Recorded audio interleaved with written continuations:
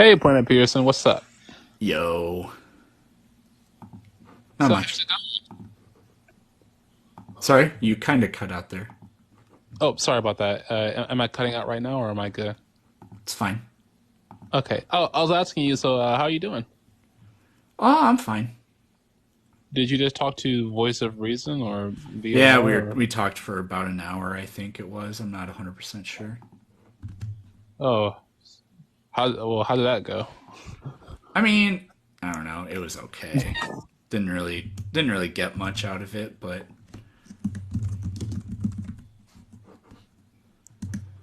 Seems like just an everyday thing talking with him. Yeah. yeah, I don't know. What's up with you? Nothing much. And I decided that I was going to be doing streaming every single day instead of just doing it every 2 weeks because I don't know. Streaming helps me build up more self confidence, and the more I do it, the better I sound.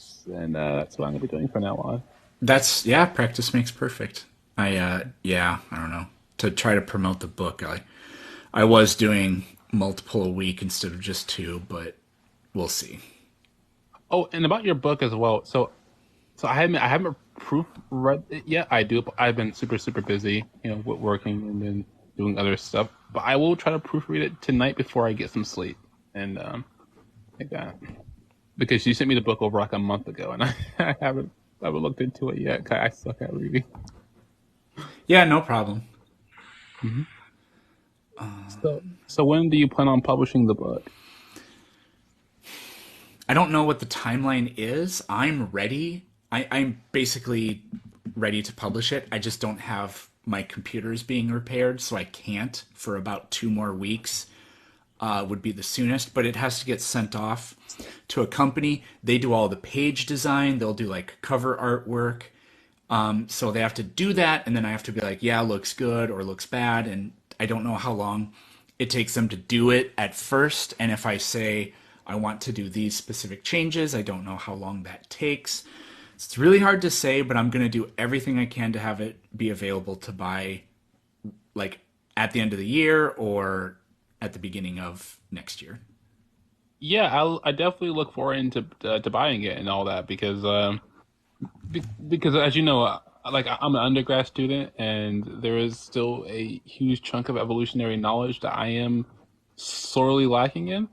And so reading your book would probably give me, a good introduction into like genetics and stuff like that and can kind of point me into the right direction on what I should be looking for as I either one, continue my education or even look for other sources outside of it.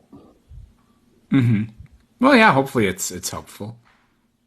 Yeah, because I was reading through some of your tables of content, and like I said before, I had to kind of skim through it, and I recognize some parts of it. It kind of reminded me of Talk Origins because we have to kind of address the same creationist arguments every single time. Yeah, and I have the Talk Origins book. I was talking to you about that one time. Hmm. And yeah, and that's why I actually have a Talk Origins website on my profile as well, just so everyone can look it up. I've had it up there since I started this account over like I guess 2 years ago because well, Talk Origins is probably one of the quickest sources you can go to on debunking creationist claims. It is, yeah, it's a really good website. He doesn't go into very much depth. My book is much different. A lot of the responses I have are thousands of words, whereas a lot of these are like a couple hundred at the most. But Yeah, exactly. And so so if a creationist were to walk up to you and tell you, "Well, hold up now. They found a not turtle, but a snail shell, right? A living snail that was dated to be over 20,000 years old." What would you say to them? I would say, hold on, I'll tell you exactly what I'll say because it's in the book.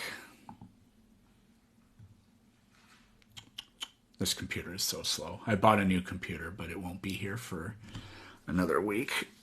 Oh, come on. Come on. Come on, I know.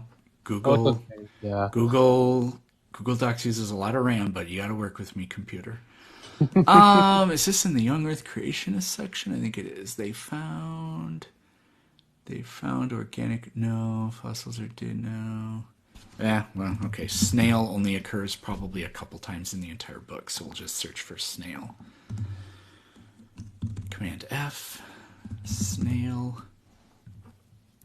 We're getting there, everybody. It should not take this long to search something in a book or on a computer. All right. The most commonly cited study concerning this comes from two sources. In one, a living marine snail was dated to be 2,300 years old. In the other, a living marine snail is dated to 27,000 years old. The problem is that carbon-14 is not nearly as concentrated in seawater as it is in the atmosphere. Mollusks eat plants, or animals that eat plants, with far less carbon-14 than land plants because carbon-14 in the air does not dissolve at the same rate it is produced. Snails also incorporate carbon into their shells, mostly by absorbing dissolved calcium carbonate. The source for this calcium carbonate is limestone and other carboniferous rocks that contain virtually zero carbon-14. The combination of these factors leads to what's known as the marine reservoir effect. In essence, the oceans contain a far lower concentration of carbon-14 to carbon-12 than the atmosphere. This means anything that is dated will appear far older because it begins with lower levels of carbon-14. That's what I would say. Oh wow, that's actually a lot more in depth than even I was thinking because I saw the Talk Origins website on this because I had a creationist bring this up to me, and I instantly knew where they got the argument from. So I went to the website, and I basically described it as like an accumulation of dead carbon over time. I don't know, maybe that was a wrong explanation, but that's what it read. It was basically an accumulation of dead carbon called carbon reservoirs, and that's kind of what I said. Like, is that an accurate description of it, or is that kind of too simplified? That's what it is, but then what I did was I explained what a carbon reservoir is. So, Oh, okay. Yeah, that's great because I run the issue with over explaining myself sometimes.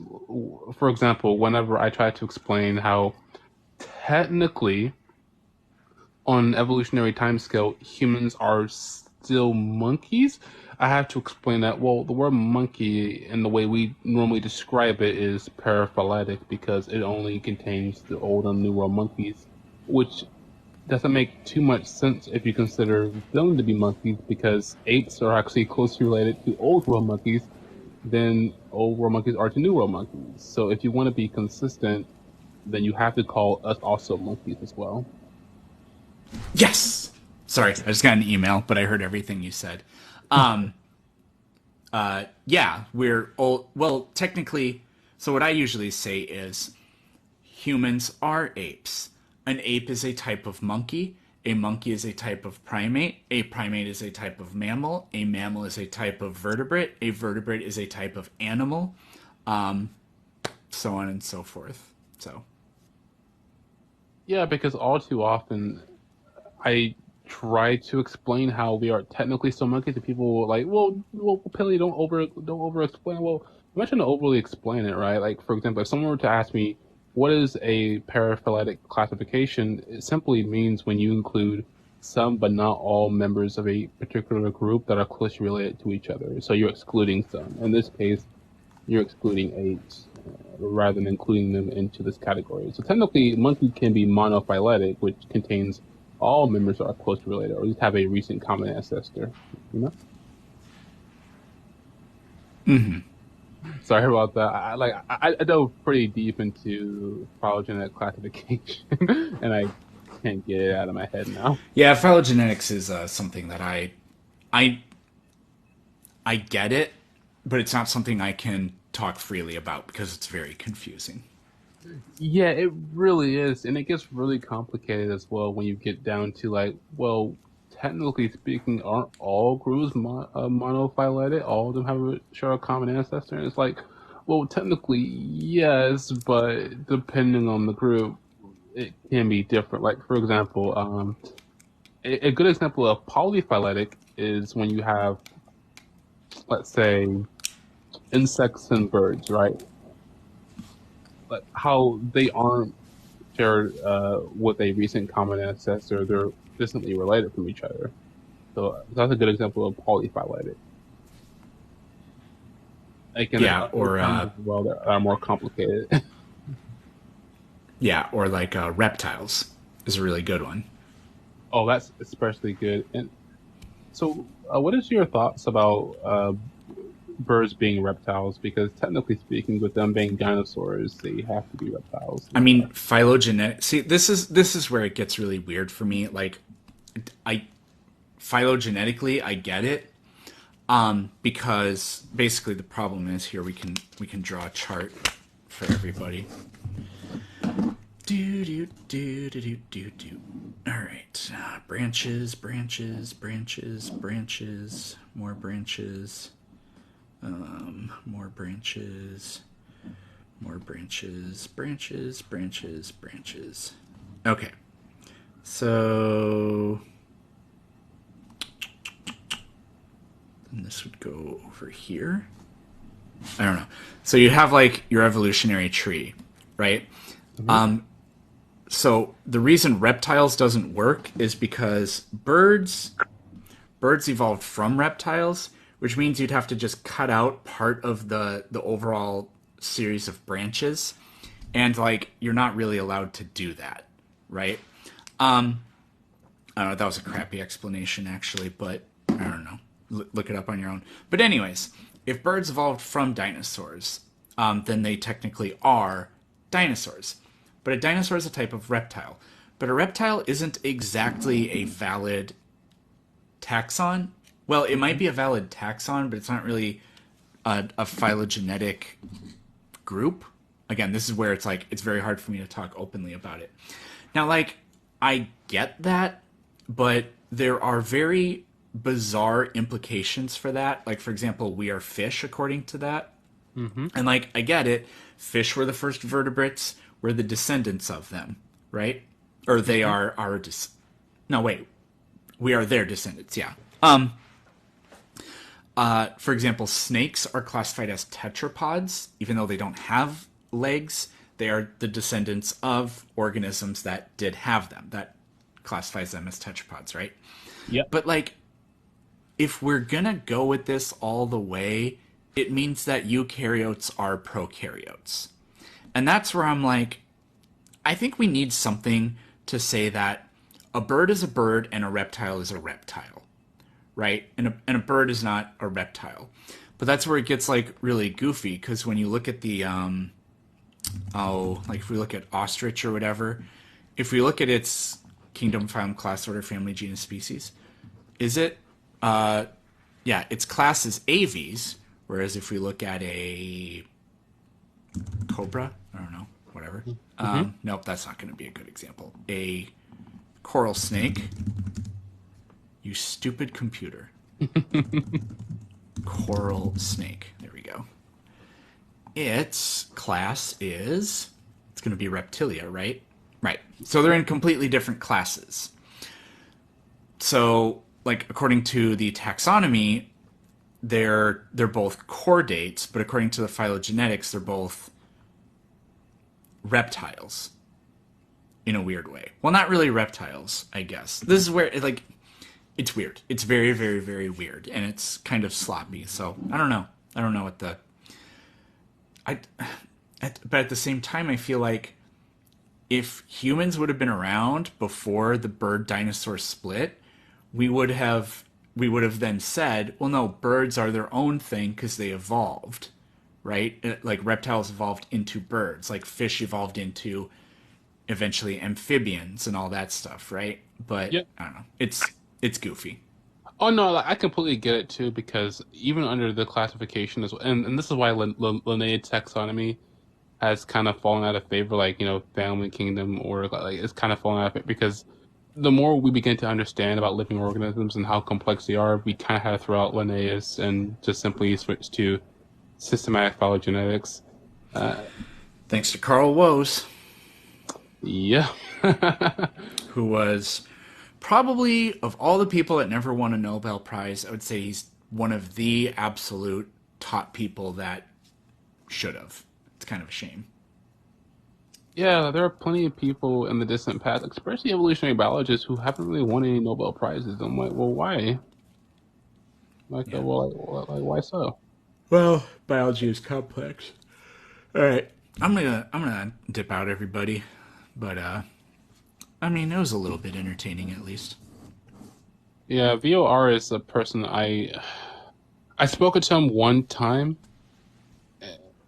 See, because I brought up, and I guess this is the last thing I'll say. Then I'll let you get on to get some sleep. Same thing with me because it is like almost 12 a.m.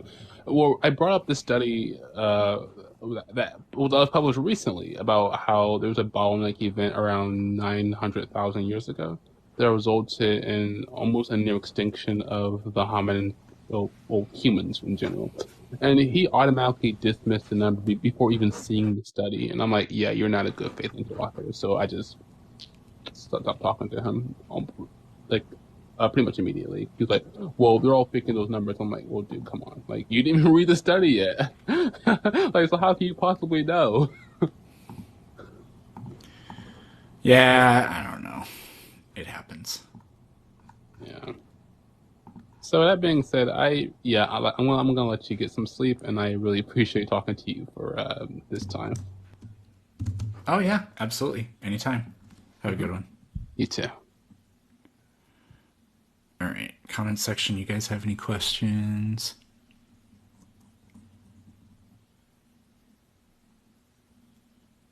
Probably not. All right. Later, everybody. I'm in love with Planet Peterson. Nice.